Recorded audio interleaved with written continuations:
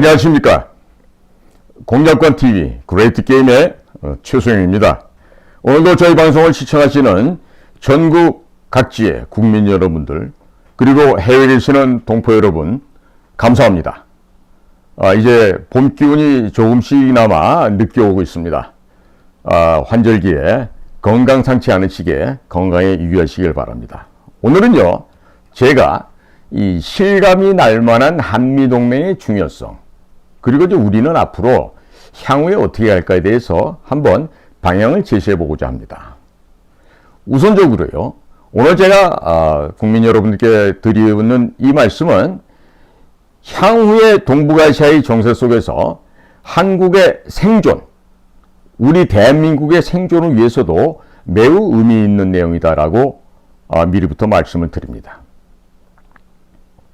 현재 과거 공산진영이다, 자유진영이다 하고 하는 이념 대립의 시대는 이미 그 종말을 고했고, 이미 지금은 그보다는 훨씬 복잡한 상황이 전 세계적으로 전개되고 있습니다. 그래서 제가 저희 방송 제목을 그레이트 게임이라고 정한 것도 이러한 연유이기도 합니다.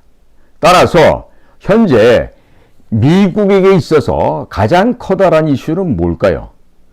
코로나 안정화, 과다하게 풀린 통화량을 줄이기 위한 인플레이션 완화, 이런 것도 있겠지만은요, 대외적으로는, 특히 외교 안보적으로는 미국에게 동맹국이라고 하는 나라들이 과연 우리 미국 옆에 있느냐, 아니면 중화인민공화국, 중공 옆에 있느냐, 이 점이 가장 중요한 문제가 되겠습니다.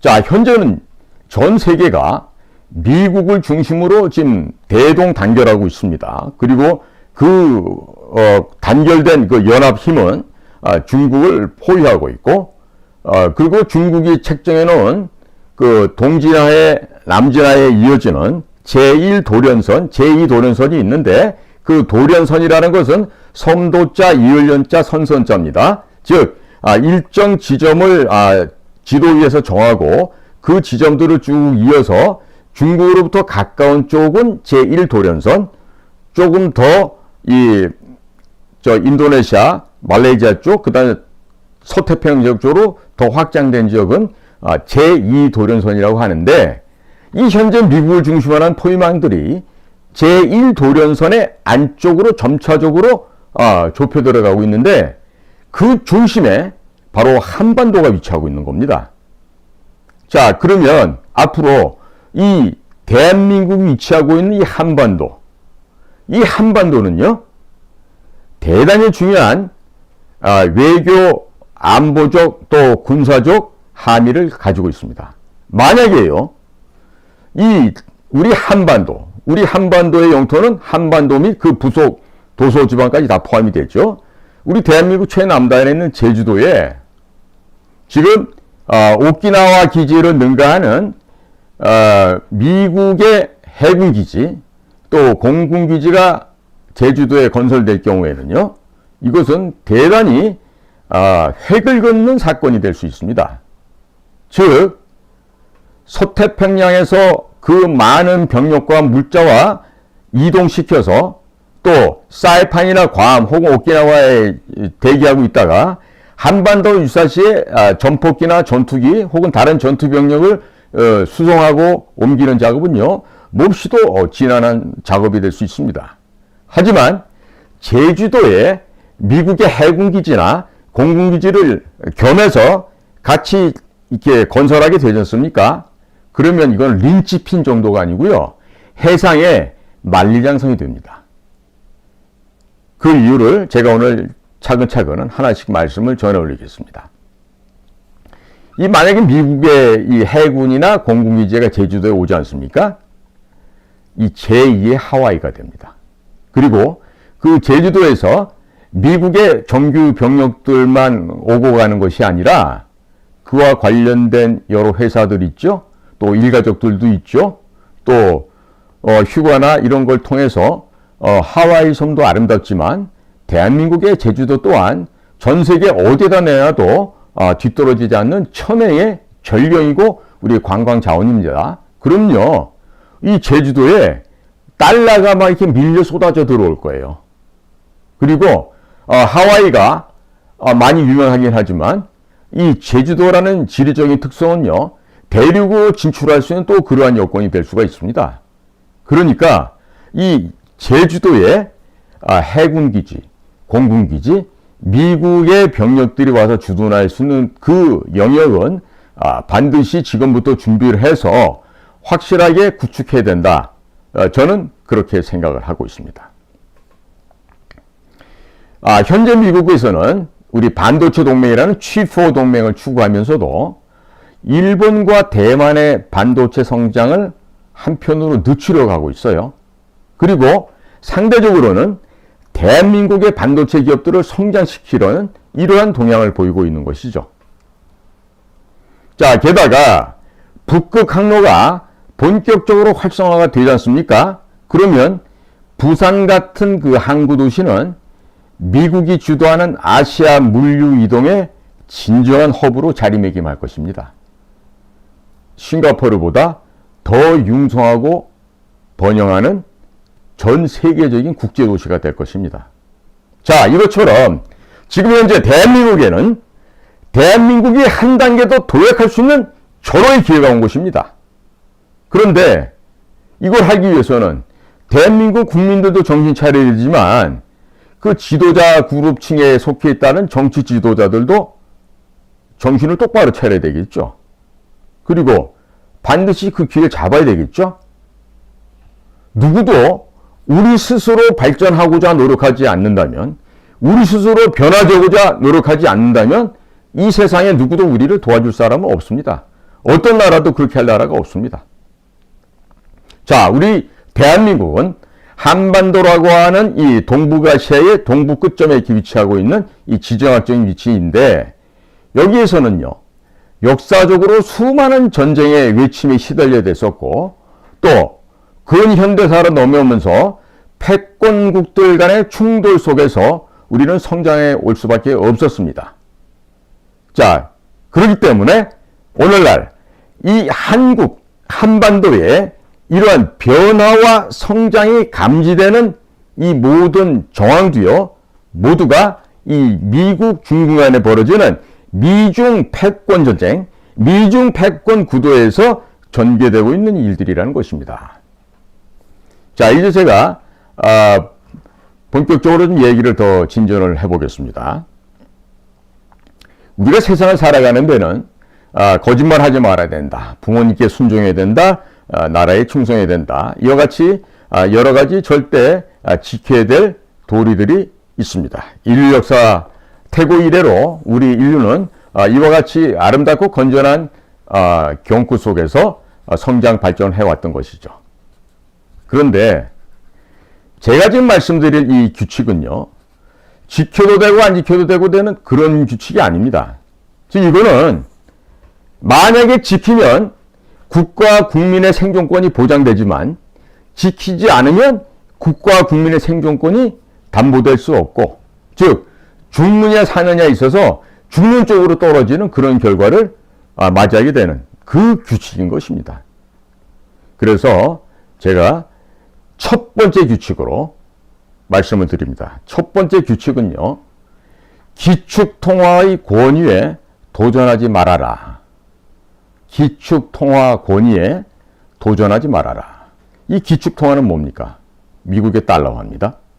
즉, 이 말씀을 전해 올리면서 우리가 그 역사상 악명을 그래도 제법 떨쳤던 두 사람 한번 예로 들어보겠습니다. 첫 번째가 사담 후세인, 이라크 대통령인데요. 그 사담 후세인은 1979년 7월 16일부터 2003년 4월 9일까지 24년여 동안 이라크를 통치했던 절대 대통령이었습니다. 그런 집권 기간 중에서 여러 가지 이유로 해서 무리도 야기했지만 서방 세계에서는 악인으로 낙인이 찍히게 된 그런 인물이었습니다. 자, 생화학 무기를 보유하고 있다.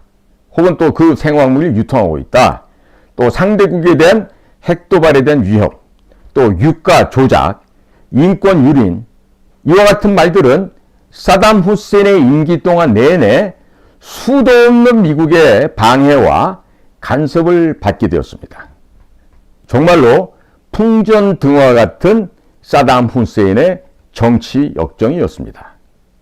자, 그러던 중에 그의 인생에 있어서 종지부를 찍을 만한 일이 발생을 하게 되는데 결국 사담 후세인이 중대한 혐의로 전범 재판에 회부된 것이었습니다. 그 사담 후세인에게 적용된 가장 큰 혐의점은 시아파 무슬림을 학살했다고 하는 제목이었고요. 결국 사담은 2006년 12월 30일 이라크의 수도 baghdad에서 처형당했고 24년간의 독재 정치가 막을 내리게 됩니다. 두 번째로 거론할 수 있는 인물은 무아마르 알 가다피, 리비아의 대통령입니다. 이 가다피 또한 악명이 높았던 독재자로 우리에게도 잘 알려져 있는 인물입니다.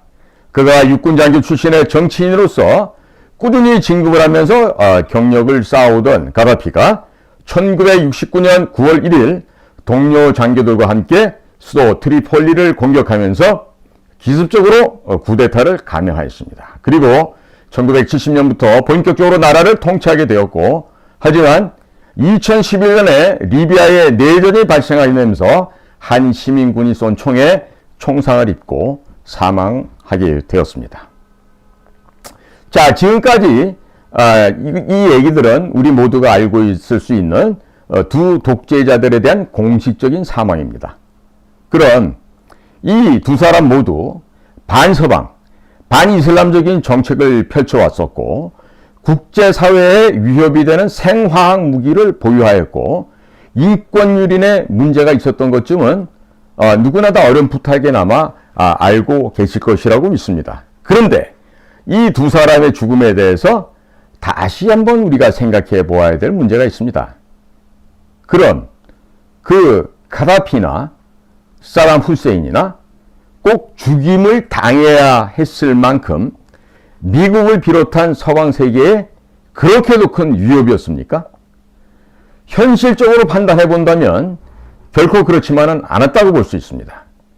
그들이 보유하고 있었던 군사적 힘이나 또 세계에 미치는 영향력을 따져보았을 때 그들은 미국과는 대적 그 자체가 불가능한 수준의 국가들이었고 그야말로 언발의 오줌 누기, 동족 당뇨 수준에 지나지 않았던 그런 소국가였습니다. 그런데도 불구하고 무슨 영문으로 두 통치자는 가차없이 목숨을 잃게 되었을까요? 무슨 이유 때문에 그렇게 됐을까요? 그들의 죽음 배경 역시 세계인들에게는 많이 알려지지 않은 또 다른 이유가 있습니다. 두 독재자가 야기했던 공통의 키워드, 핵심 단어는 바로 기축통화였습니다. 사담 후세인은 석유 거래를 하기 위해서 중동 지방에서 달러 대신에 유로화를 사용하겠다. 이런 정책을 내놓았고 또 석유 거래 화폐를 유로화로 전환을 하였습니다. 그는 더 나아가서 중동 지역에서만 통용되는 근본위 기반의 독자적인 화폐 시스템을 구축하고자 했는데, 즉 기축통화인 달러의 패권에 정면으로 도전한 행위를 하였던 것입니다. 즉 규칙을 어겼던 것입니다. 알가다피 또한 마찬가지였습니다. 그가 아무리 리비아 국내 정치에서 독재를 했던 인권 탄압을 하였던 서방 세계는 이런 제3세계의 국가 내부 상황, 내정 상황에 대해서는 전혀 관심도 없습니다. 다만 가다피가 문제를 일으킨 것은 아랍과 아프리카 국가들만 사용할 수 있는 새로운 통화, 근본이 기반의 이슬라믹 디나르를 만들어 쓰자는 아주 대담한 제안을 내놓았던 때문이죠. 자, 한술 더 떠서 가다피는 아프리카 대륙 전체 인구의 약 2억 명이 동일한 화폐를 사용하는 아프리카 연합을 주장하기도 하였던 것이죠. 즉, 그 또한 전 세계에 통용되는 기축통화를 거부하면서 자체적인 통화를 발행하고자 하였던 것입니다. 이 또한 규칙을 어긴 행위였습니다. 그에 대한 응징은 오직 하나, 죽음뿐이었습니다. 이처럼 달러라고 하는 기축통화 질서를 어지럽혀고 했던 그 어떤 국가나 어떤 지도자나 역사 속에서 한 명도 예외 없이 죽임을 당하거나 그 국가가 망하게 됩니다. 자, 이제 두 번째로 넘어가 보겠습니다. 두 번째 규칙은 무기 체계의 결속력은 인종과 언어보다도 더 강하다. 무기 체계의 결속력입니다. 이 결속력은 인종이나 언어보다도 더 강하다. 한 국가의 무기 체계는 자신들과 대립하고 있는 다른 진영, 적국들을 견제함과 동시에 그들과는 피하 구분을 더욱 명확하게 해주는 중요한 수단인 것입니다. 때문에 대립하는 양 진영은 서로 다른 무기 체계를 구축하고 발전시켜 왔습니다. 그 이유는 비교적 간단한데, 전장에서 만나서 서로가 치열하게 싸우고 있는 상황에서 만일에 상대국과 자신들의 무기가 서로 호환이 된다고 하면 엄청난 혼란과 함께 매우 황당한 상황이 발생하게 될 것입니다. 예를 들어서 전투하는 도중에 실탄이나 포탄이 소진되어도 적군의 것을 노획해서 사용할 수가 있고, 전투 중에 미사일이나 전차의 포탄이 부족한 상황에서도 모두 상대방의 것을 빼앗아서 사용을 할 수 있게 됩니다. 쉽게 말해서 무기 체계가 통일이 되면 물량 공세가 전쟁의 승패를 좌우하는 현대전에서 아무런 의미가 없어집니다. 무의미해집니다.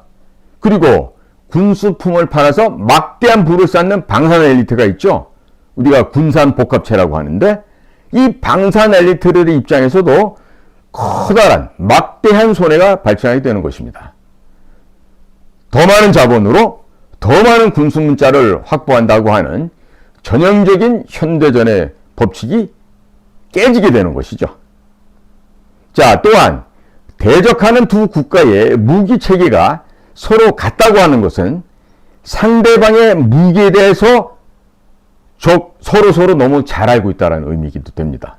결국 같은 무기로 구사할 수 있는 전술, 전략은 명리와 관한 것이죠.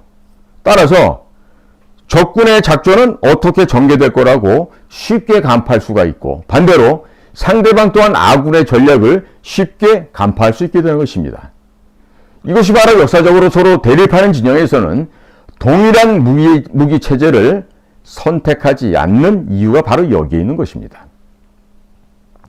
과거부터 서방 세계는 공산권 국가들과는 철저하게 다른 무기 체계를 채택하였고, 이러한 무기 체계의 분리는 암묵적으로나마 적군과 아군을 구분해주는 중요한 요소가 되어서 오늘날까지 면면이 이어져 오고 있습니다. 또한 패권국이 자신들의 무기를 다른 나라에게 판매한다는 것은 그 나라와 동일한 무기 체계를 갖추게 된다는 것으로서 무기를 구입한 나라를 향후 자신들의 동맹국으로 만들겠다는 것과 동일한 의미가 되는 것입니다. 무기는 가장 거대한 외교적 사업입니다.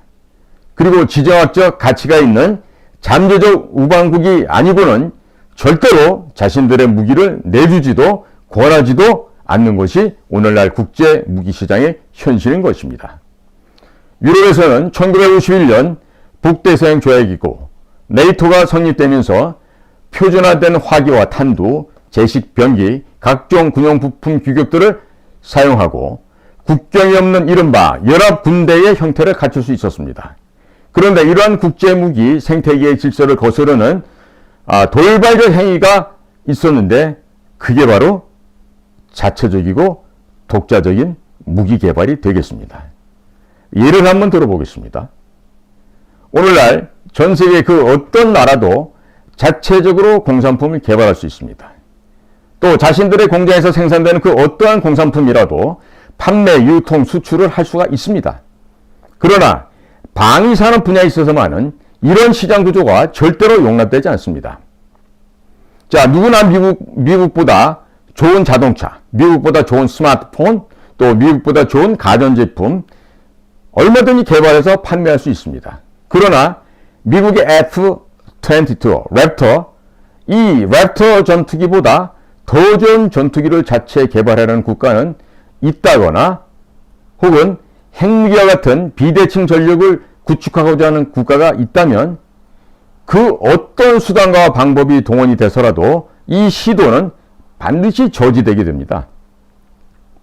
왜냐하면요, 이것은 무기 시장의 패권을 장악한 방산 엘리트들의 영리는, 이 목에 있는 영린을 건드리는 매우 위험한 행위가 되기 때문이죠.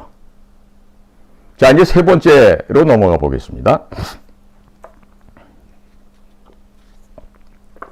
자, 세 번째 규칙으로는 물보다 진한 게 피라고 합니다. 하지만 이 피보다 진한 게 석유라는 점입니다. 석유. 역사적으로 에너지 패권을 장악하려고 하는 세계 패권의 시도는 세계 곳곳에서 전개되어 왔었습니다. 이러한 자원 쟁탈의 야욕은 결코 그냥 넘어가는 일 없이 마침내 결국에는 크고 작은 분쟁을 야기했었습니다. 중동의 불안 사태, 베네수엘라에서 있었던 미국 정유사들의 이권 다툼, 구소련과 미국의 자원 쟁탈전 등 세계에서 일어난 거의 대부분의 전쟁이 바로 석유 때문에 일어났었습니다. 아프간전도 마찬가지입니다. 과거 석유로 들여다가 핵 공격까지 당한 나라도 있었죠. 바로 일본입니다. 일본 제국은 1931년 만주사변에 연이어서 1937년 중일전쟁을 일으키고 고전을 하다가 결국에 이 석유 때문에 동남아로 눈을 돌리게 되는데, 당시 일본이 인도차이나로 남방작전을 결정하고 간행하게 됐던 가장 큰 이유는 다름 아닌 석유 수급 문제를 해결하기 위함이었습니다.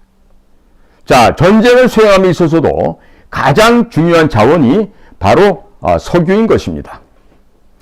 전함, 항공기, 전차, 이 모든 군사 장비들은 석유가 있어야 제 역할을 할 수 있는 것들이기 때문입니다.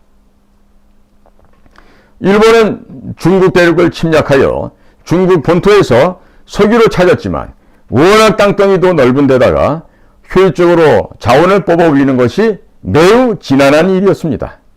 특히 전시 상황에서 뽑아 올렸던 석유라고 한다면 작전 지역까지 신속하게 수송이 되어야 되는 것이 바로 생명이다라고 할 수 있겠는데, 하지만 중국 본토에서 생산했던 석유는 동남아 일대의 일본군에게 수송하기가, 그 조달 작업 자체가 매우 험난하고 어려운 일이었던 것입니다.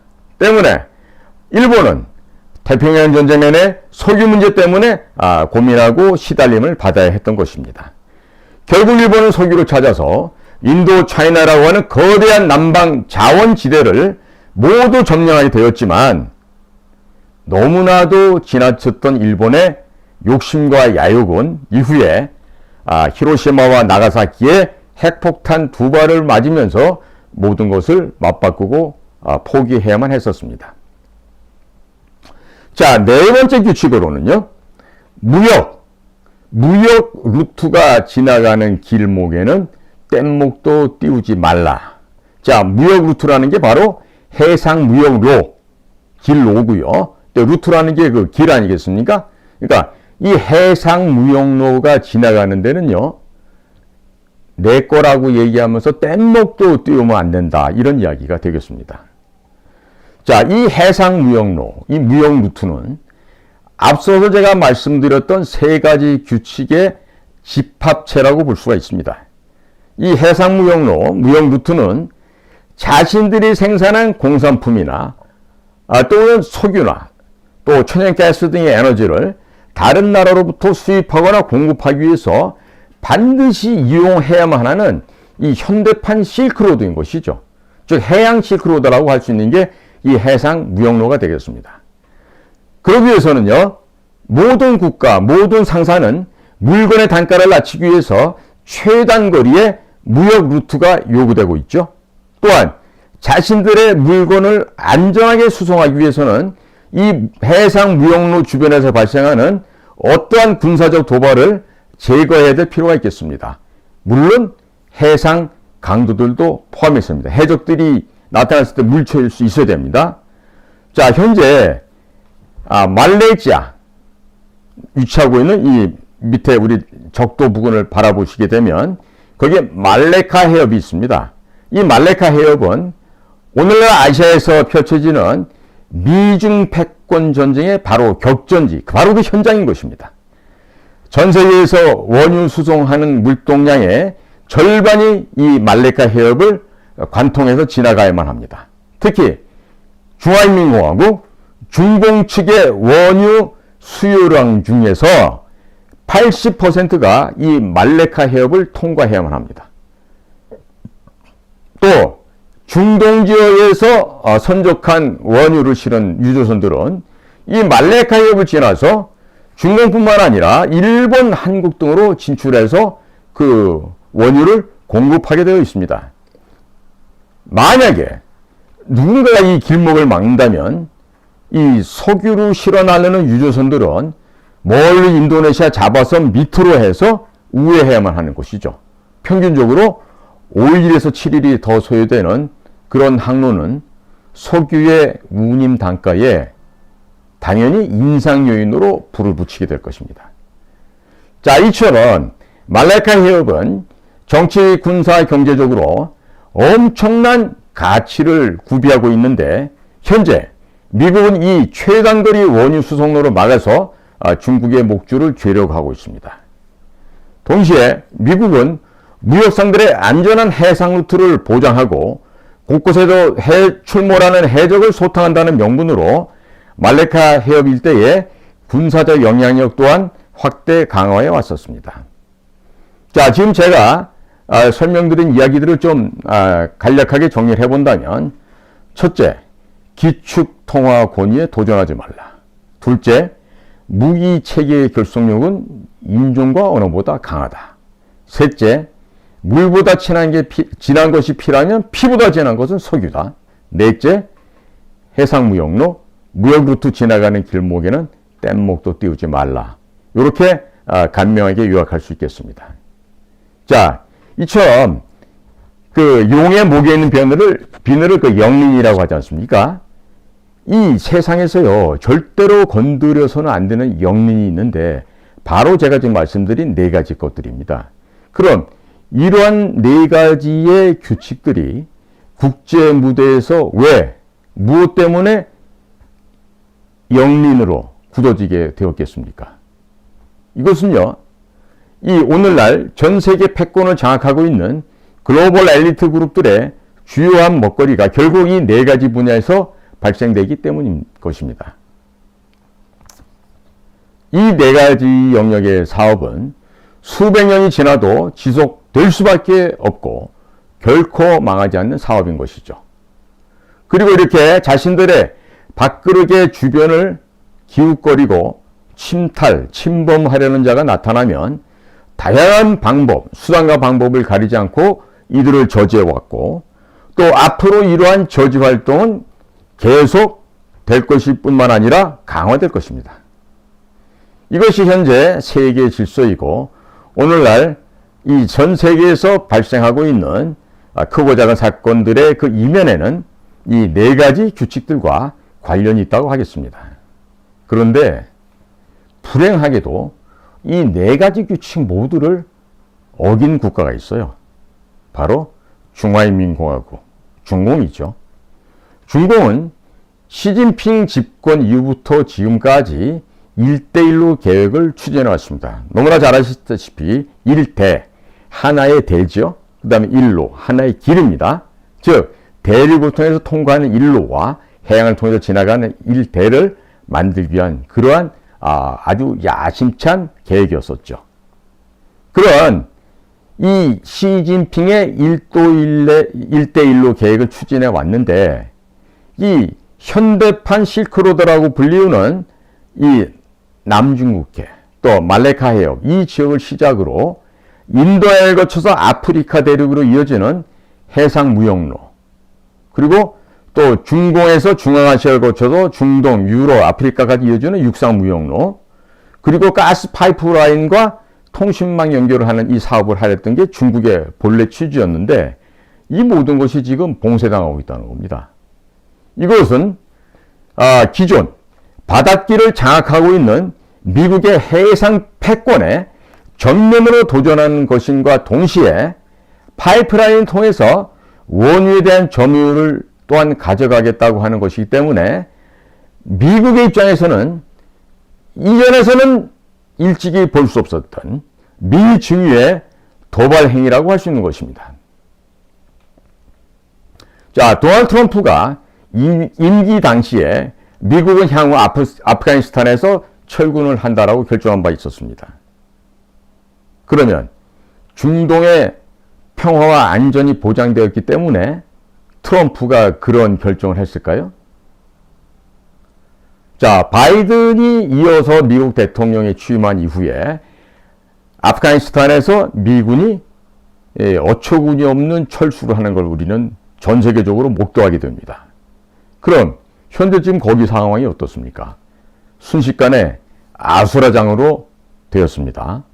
다시 또 탈레반이 극성을 하고 또 유혈낭자한 내전이 벌어지고 있는 상황이 되고 말았어요. 자, 그러면 미국은 이 아프가니스탄에서 왜 미군의 군대를 철수시켰을까요? 왜? 그 이유는요, 가장 근본이 중공의 1대1로를 저지하기 위한 목적입니다. 이 아프가니스탄을 비롯해서 이 중동 중앙아시아에 불안 사태가 지속되어야만 중동을 경유하는 이 중공, 중화인민공화국의 1대1로 사업이 실패로 돌아갈 수 있기 때문인 것이죠. 따라서 미국은 거시적인 안목에서 전략적인 견지에서 중동의 불안 사태를 일면 의도적으로 야기시켰고 또 그것을 그대로 방치하기로 결정하였던 것입니다. 자, 해상에서도 문제는 동시에 발생을 하고 있습니다. 중화인민공화국, 중공은 남중국해의 안전한 무역로 확보를 하기 위해서 공해상의 산호섬들에게 콘크리트를 타설하고 인공섬을 만들고 미국의 항공모함에 대응하기 위한 대함 미사일 기지를 배치 완료하였습니다. 이것은 중공이 남중국해 무역 루트에 있어서 우위를 점하기 위해서 미 제7함대를 향한 전면적인 적대적인 도발 행동을 보인 것으로 기존의 해상 패권 지서 또한 바꿔버리려고 하는 군사적인 도발로 간주되고 있습니다. 특히 중공이 전 세계에서 전개해온 무분별한 군사 기술 해킹과 도용은 다양한 데드카피 제품을 만들어냈고 적성국과 무기 체계를 달리한다고 하는 기존 무기 시장의 질서를 또한 매우 교란시켜 놓았습니다. 자, 이뿐만이 아닙니다. 환율 조작과 함께 위안화를 석유 거래를 위한 표준 통화로 만들려고 하는 시도가 있었고 중국 인민폐 위안화 기반의 디지털 화폐를 유통하려는 계획도 가지고 있습니다. 자, 이처럼 현재 중국은 미국을 상대로 절대 건드려서는 안 되는 모든 4가지 영린을 건드린 셈이 되고 말았습니다. 따라서 중공에게 돌아오는 것은요, 무엇이겠습니까? 미래의 행복? 풍성한 물질적인 풍요? 아닙니다. 돌아오는 것은요, 처절한 응징보복입니다.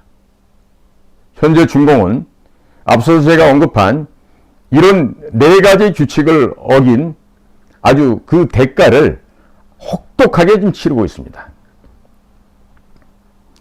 지금 미중 간의 패권전쟁, 미중 갈등 구도에서 우리가 정확하게 알아두어야 할 사실이 있다면 현재 세계의 갈등 구도는 더 이상 공산 독재 진영과 자유민주 진영 간의 두 축 간의 냉전 시대의 싸움이 아니라고 하는 것입니다. 냉전 시대에 아주 치열하게 대립했던 미소 관계는 이미 끝난 지가 역사의 과거로 흘러갔습니다. 현재 러시아는 미국에 별로 큰 위협이 되지 못하고 있는 상황입니다. 현재 벌어지고 전개되고 있는 싸움은 앞서 제가 설명드렸던 이 규칙을 무시한 채 패권국 지위를 누리는 도전자, 중국이죠. 또 이를 저지하려고 하는 세계 챔피언, 미국. 이 둘 간의 방어전일 뿐이에요.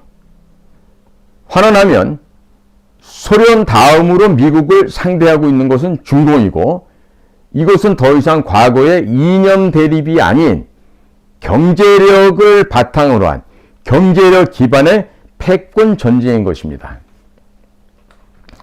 자, 바이든 정권이 출범한 이후에 대중공 압박은 약화될 것이다. 혹자들은 없어질 것이라고 얘기한 사람이 있었어요. 그러나 바이든이 정권을 잡은 이후에 중공에 대한 압박은 본격적으로 더 강화되었습니다. 자, 중공도 장기전에 대비하고 있는 모종의 제스처를 취하고 있는 것으로 비춰질 수도 있지만 이미 경기는 해보나 마나한 미국의 승리로 경기는 끝나게 되어 있는 것입니다. 자, 미국이 중공에 대한 제재 수단으로는 크게 수출 제재, 수입 제재, 투자 제재 이러한 큰 종류가 있겠고, 또 트럼프 행정부 때와 마찬가지로 바이든 행정부에서도 이들 수단이 현재 지속적으로 활용되고 있습니다. 자, 현재 미국 중국 간의 대립 구도 속에서 가장 중요한 현안으로 올라오는 것들이 인권 문제입니다. 인권 문제, 그리고 공급망을 재편내는 문제, 또 첨단 기술을 어떻게 나눠서 발전할 거냐, 이것들을 중심으로 벌어지고 있고, 또 바이든 행정부는 트럼프 행정부 때와 마찬가지로 중공에 계속해서 강한 압박을 가하고 있습니다. 트럼프 시절과 한 가지 차이가 있다고 한다면, 현재 바이든 행정부에서는 예측 불가능한 군사적인 충돌도 전개될 수 있다라고 하는 조짐을 보이고 있는 것이죠. 이러한 바이든의 대중공 압박을 증명해주는 명백한 행보가 있는데, 그게 바로 쿼드입니다. 즉 사자 안보 대화인 것이죠. 쿼드는 동아시아 동맹국의 미사일, 해군력 등을 총집결시켜 중공을 봉쇄하려는 전략인 것인데, 이처럼 바이든 역시 중공을 무너뜨린다는 미국의 글로벌 아젠다를 충실하게 수행하고 있습니다. 자, 친중 바이든이 대통령이 되었으니 중공의 힘을 얻어서 미국을 약화시킬 것이다. 이렇게 한국에서도 걱정하는 그런 우익 쪽의 인사들이 있었지만, 이러한 예측은 완전히 빗나간 것이라는 것이 이미 증명되었습니다. 그럼 이런 오류가 왜 발생하는 걸까요? 그 이유는 간단합니다. 이것은요, 동북아시아 지역에서 시작되고 있는 이 현재 새로운 패권 구도 속에서 국제관계를 정확하게 인식하지 못한 채 다분히 이 좌냐 우냐 이런 이념적인 좌우 진영 논리에 매몰되어서 발생하기 때문에 벌어지는 현상인 것입니다. 자, 미국의 집권당이 민주당으로 바뀌었기 때문에 중공과 내통할 거다, 이런 예상을 했던 거죠. 그러나 미국에 존재하는 좌우 정당의 갈등이라는 것은 지극히 미국 내에서의 정치적 싸움에 불과하다는 것입니다. 이것은 미국의 외교 노선, 미국의 국가 이익, 이 점에 있어서는 그 노선이 집권당이 공화당이 되었던 민주당이 되었던 누가 대통령이 되었던 간에 모두 변화되지 않는 동일한 것이죠. 자, 이것은요, 이 미국의 대통령도 이런 외교적 노선의 큰 그림을 그릴 수밖에 없는데, 이것은 미국을 실질적으로 지키고 이끌어가는 리더 그룹들이 있어요. 또 그 리더 그룹들이 그러한 장기적이고 거시적인 그런 전략들을, 그런 계획들을 기획하는 것이기 때문에 그러하다고 평가가 되고 있어요. 자, 미국 대통령 임기는 4년입니다.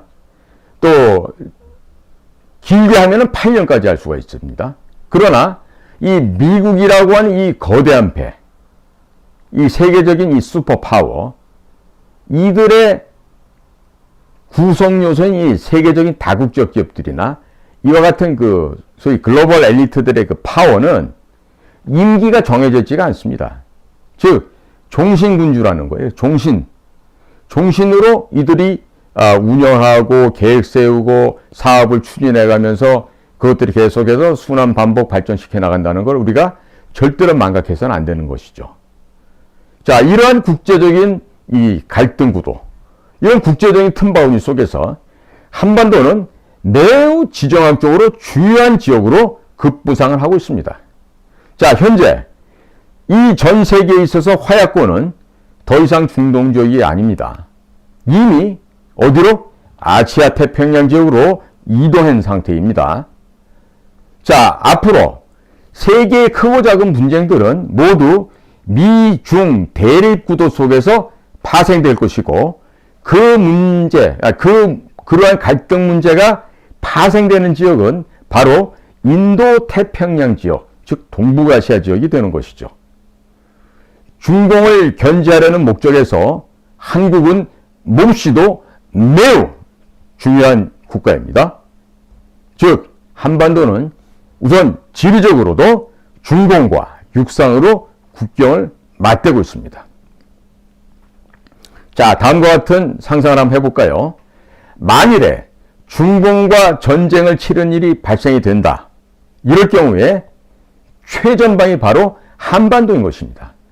때문에 한미 간의 군사 동맹은 그 어떠한 외교 정책보다도 중요하다고 하겠습니다. 또 중공을 잡아먹기로 결심을 한 미국의 입장에서도 한반도를 매우 중요하고 가장 중요한 지정학적 거점으로 판단하고 있는 것입니다. 그렇기 때문에 향후에 한반도에서 사드를 증강 배치하는 것은 선택사항이 아닙니다. 필수사항입니다. 그리고 사드 포대는 대한민국에서도 반중 친미의 상징물이 될 것으로 확신합니다. 자, 현재 코드 구축의 일환으로 한국의 항공모함 사업도 시작이 되었다 하고 또 향후에 건조될 한국 해군의 중경항모는 남중국 해로 전개되어서 중국 해군과 대치하게 될 것이라고 합니다. 여기에다가 핵 연료 추진 잠수함을 만들어서 SLBM 및 원거리 지역의 목표물을 타격할 수 있는 이 잠수함을 한 20여 기를 추가로 건조 우리 해군에 배치를 해서 제주도를 둘러싼 남해와 서해 지역에다가 이 해군의 잠수함 부대를 배치하게 되면요, 중국 해군은 오도 가도 못한 신세가 됩니다. 꼼짝을 못합니다. 저는 그래서 개인적으로 항공모함을 만들어서 서태평양 또 동진하해 남진하해로 나아가서 대양 해군의 그 풍모를 선양하는 것도 의미가 있겠지만 실질적인 대한민국의 존재를 방어해내고 체제를 보유하는 데 있어서는 우리 대한민국 해군에서 핵 추진 잠수함, 우리 보통 핵잠수함 그러는데 그거를 의미를 분명히 구분해야 됩니다. 핵잠수함은 핵탄두를 보유하고 있는 잠수함은 핵잠수함이라고 할 수 있는 반면에 핵연료 추진 잠수함이라는 것은 거의 무한대로 이 동력 전달이 되는 핵연료 추진을 이용해서 가는 잠수함이기 때문에 다른 그 필요한 물품들만 잠수함 안에 이미 구비되어 있으면 절대로 물 밖으로 나올 일이 없습니다. 그리고 필요한 곳에 은밀하게 접근해서 적의 어떠한 종류의 선박이든 격침시켜버릴 수 있는 무시무시한 존재이죠. 물론 그 핵연료 추진 잠수함에 SLBM 탄두에 핵무기를 장착해서 발사하면 그게 바로 핵무기가 되겠죠. 그 SLBM이나 또 대륙간 탄도 ICBM 같은 그 미사일은요, 벌써 대한민국에서 이미 개발을 완료해 놓은 상태입니다. 핵폭탄만 개발해서 그 탄두에 장착만 하면 바로 그게 핵미사일이 되는 것이죠. 자, 이 한국 내에서 말이죠. 지금도 보면 이 종이컵 한 잔에 있는 이 종이컵 안에 파동도 안 되는 쪼머레기들의 움직임이 있어요. 그게 바로 여의도 쓰레기들의 지금 광란의 파티를 우리가 일컬을 수가 있는데요. 우리나라 정치계, 재계, 학계, 문화계, 또 심지어는 공무원들 조직 안에도 다양한 분야에서 이 중공의 거대한 자본과 핵심적인 인사들이 교류를 해가면서 포진해 있다고 해요. 그러나 그러한 중공의 자본이 들어와 있고 결탁을 하고 심지어 매수가 되어 있다 하더라도 대한민국이 나아가는 큰 방향은 미국의 결정과 미국의 노선과 함께 발맞추고 동행을 해야 됩니다. 즉 미국의 결정에 의해서 좌지우지될 그 측면이 훨씬 더 강하다고 하겠습니다. 따라서 지금 한국의 정치인들은요, 그들이 국가 발전을 위해서 무엇을 해야 될지를 전혀 인지하지 못하고 있는 문외아들 같은 행태를 보이고 있는데, 이 정치 그룹에서 이런 변화되는 세계사의 흐름, 동북아시아의 이 거대한 흐름을 거스르지 말고 1945년 광복한 이후 지금까지 그래왔던 것처럼 70년간 면연히 유지 발전시켜왔던 한미동맹을 기본 바탕으로 해서 양국 관계를 더욱 돈독하게 다지는 일이 될 것입니다. 자, 지금 우리나라에게 항공모함을 만든다고 하니까 영국도 관심을 갖고 프랑스도 관심 갖고 있죠. 그러나 프랑스 또한 여기서 또 기술적으로 지원한다고 하면서 참견할 수가 있겠습니다. 하지만 이제는 이념 대립이 아닌 실질적인 이익 위주로 대립이 진행되고 있는 상황입니다. 즉 줄여서 미중 패권 전쟁 시기라고 할 수 있는데, 그렇기 때문에 현재 미국에 있어서 가장 큰 이슈는 과연 미국 입장에서 볼 때 자신의 동맹국인 나라가 과연 중공 편에 있느냐 아니냐, 이게 가장 큰 화두인 것입니다. 이게 가장 중요한 관건이 되는 거예요.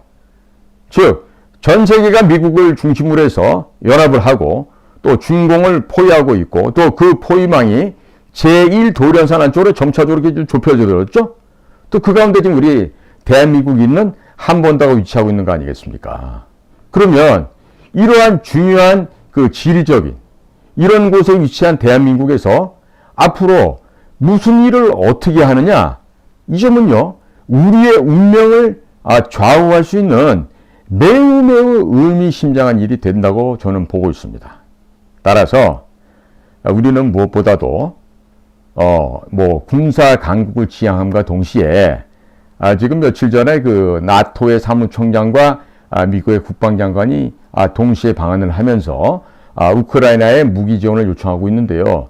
무기 지원 해줄 수 있습니다. 다만 무기 지원하는 루트가요, 우리는 미국한테만 판매하면 돼요. 그리고 미국이 우리한테부터 산 무기들을 우크라이나에 전달해주면 되겠죠. 여기서도 우리가 간과해서는 안 될 거, 우리가 지금 신궁이다, 현궁이다, 현무다, 다양한 거리별로, 탄두별로 대단히 발전되어 있는 신형 개발된 신식 미사일, 또 초음속 미사일들이 무수하게 우리나라에는 이미 생산 완료되었고 현재도 생산 중에 있는 것으로 알고 있는데, 이 신형 무기를 모조리 다 미국에게 팔을 수는 없는 것입니다. 그냥 우리가 과거에 우리 60, 70년대 우리 유도했던 유도탄 부대 중에 어네스트 존, 나이키 호크 이런 미사일들이 있어요. 그러면 그 오래된 것도 계속해서 부품 장비를 갖다가 점검하고 또 수리해야 되고 이런 측면들이 있기 때문에, 예전에 미국으로부터 우리가 구매해 왔던 그러한 약간은 신식 무기가 아니라 하지만 그래도 충분히 한 40km 영공까지는 충분하게 커버가 될 수 있는 그런 나이키 호크 미사일 같은 것들을 우리가 판매하면 되죠. 대신에 여기서 우리 정부가 해야 될 일이 있습니다. 대단히 중요한 일이 하나 남아 있습니다. 반드시 문서로 대한민국이 단독 핵무장 할 수 있게끔 허가해라라는 것을 문서로 확약받고 받아야 된다는 점이에요. 이걸 반드시 해야 됩니다. 그 다음에 동시에 원자력은 평화적으로만 해결하고 평화적으로만 사용돼야 된다고 하는 그 원자력 협정이 있는데요. 그 안에서도 평화를 존중하고 인간의 인권을 가장 중시하는 대한민국에서 그 평화적인 이익 목적으로 전 세계 평화를 지키기 위해서 대한민국 스스로가 핵을 군수 산업 쪽에도 전용해서 쓸 수 있다. 이렇게 정식으로 문구가 재개정되어야 됩니다. 이것을 이 두 가지 문서로서 대한민국의 단독의 핵무장을 보장받아야 되고요. 두 번째로 이런 것이 그 평화 에너지 협정에서도 역시 반영이 돼야 되고 또 하나 잊어버릴 뻔했네요. 세 번째로 중요한 게 뭐냐면요. 이 모든 것들이 이루어졌을 때 이 모든 것이 이루어졌을 때 우리가 이것을 더 포괄할 수 있는 결정적인 무기가 있어요. 그게 바로 핵 추진으로 가는 잠수함입니다. 핵연료 추진 잠수함인데요. 이 기술을 대한민국으로 넘겨줘야 돼요. 그리고 이 기술을 넘겨받기 위한 또 전제 조건 중에 하나가요. 이러한 끝없이 물속에서 잠행 가능한 이 핵연료 추진 잠수함정을 만들어서 어떻게 한다? 한미 간에 공통으로 활용을 한다. 그리고 중국 해군의 이 대양 진출을 초반전부터 완전히 봉쇄한다. 여기에 한미 간에 철저한 이 약속이 있어야 됩니다. 그럼요, 현재 대한민국이 어떠한 처신을 해야 되겠습니까? 결론적으로 말씀 올립니다. 우리 대한민국의 선택은요, 원교 침공이라는 과거의 개념도 있지만 반중 친미밖에 없습니다. 현재 이 동북아시아에서 전개되고 있는 이 국제 정치 외교 안보상의 거대한 흐름의 변화의 물줄기는 일종의 자연의 섭리와도 같은 것입니다. 그렇기 때문에 이 거대한 자연의 섭리에 역행하지 않고 거스르지 않고 거기에 순응하는 것이 바로 현명한 우리의 행동이라 하겠습니다.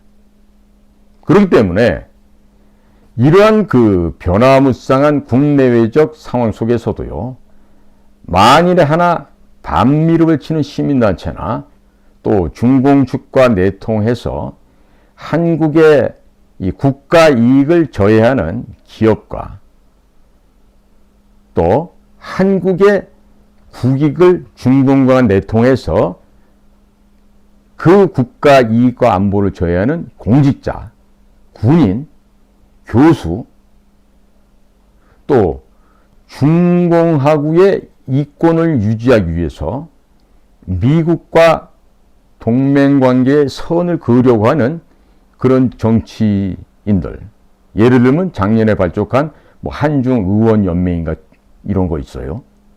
그리고 또 이런 자들의 오판과 그릇된 생각, 잘못된 언행으로 말미암아서 만일에 이 대한민국의 재앙이 초래된다. 그러면 이러한 일에 연루되고 중공과 합세해서 득세했던 자들은 어떻게 됩니까? 적을 이롭게 한 그 대가로 형법 93조 여적죄로 처벌해야 되고 그 여적죄에 해당하는 처벌은 사형밖에 없습니다. 여기 지금 이 여적죄에 해당하는 자들이 계속해서 나타나고 있죠.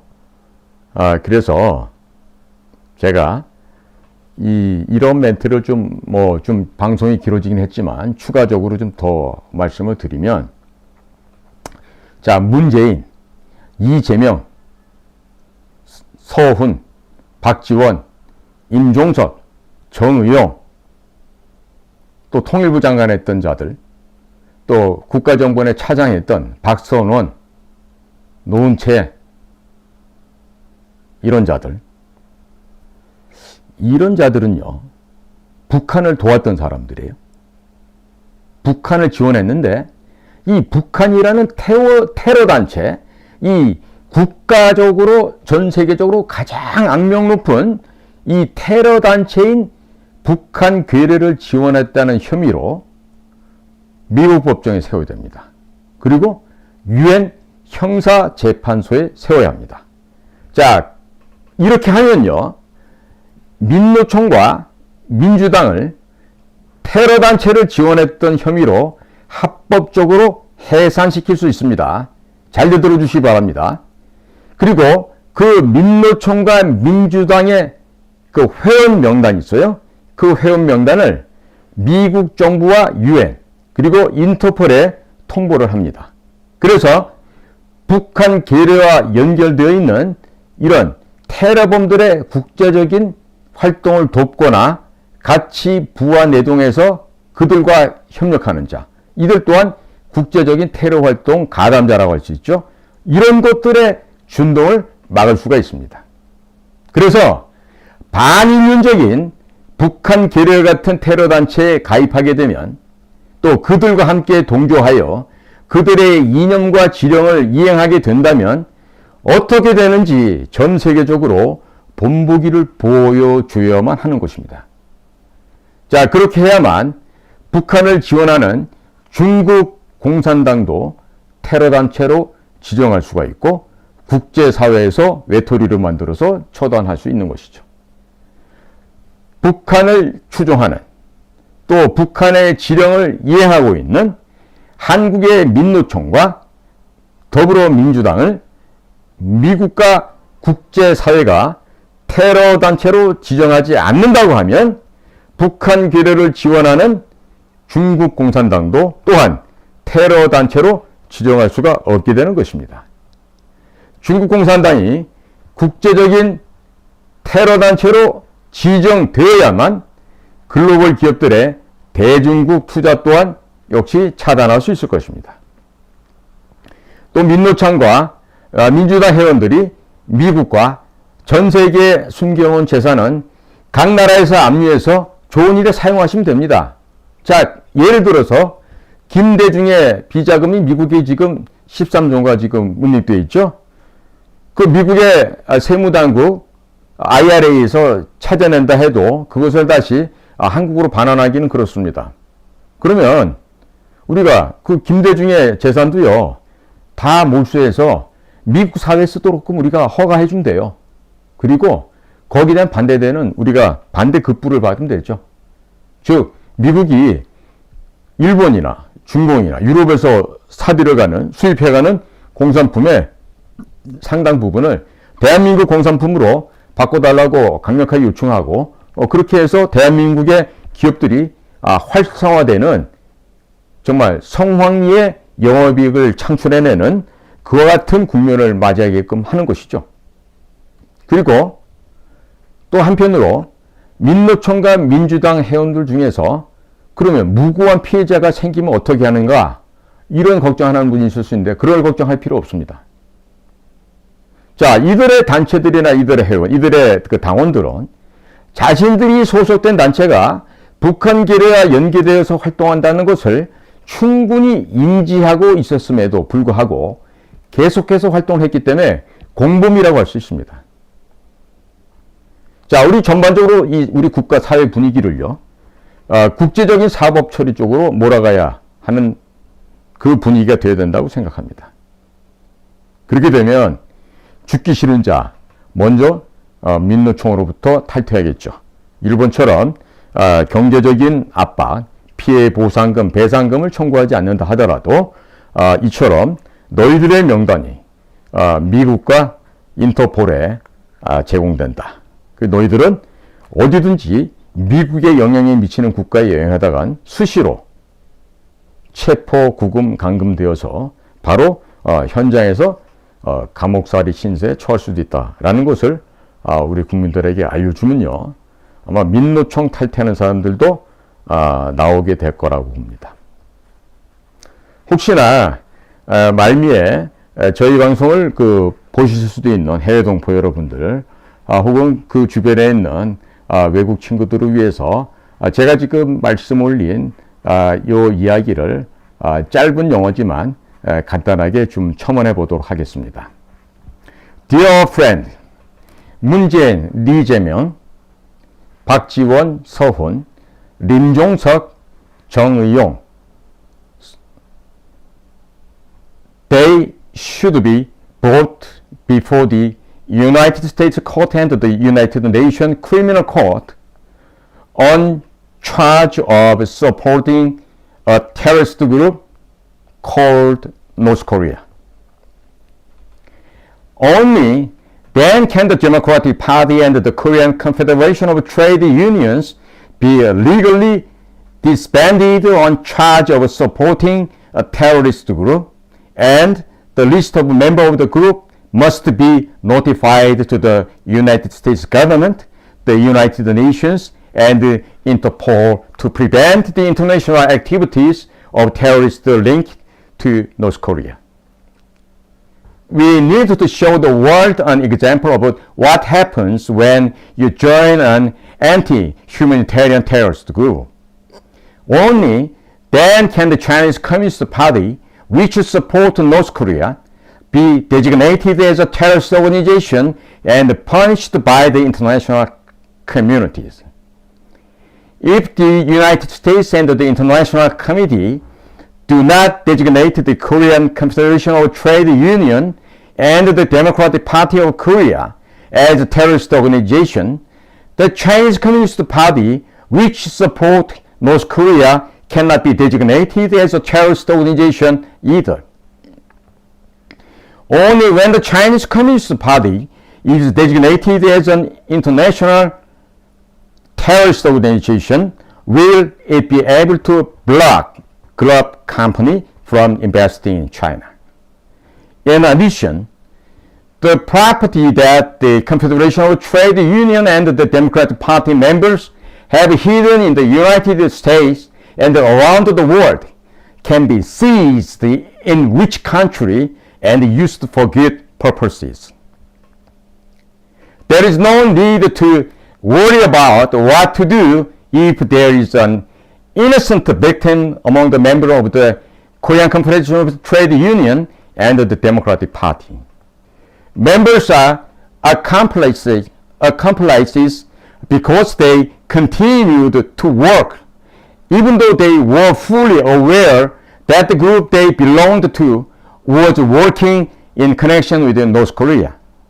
All of them must drive the atmosphere toward international judicial processing, and a hot atmosphere will arise and they will withdraw in a hurry. Thank you. God bless all of the Korean friends, country and people.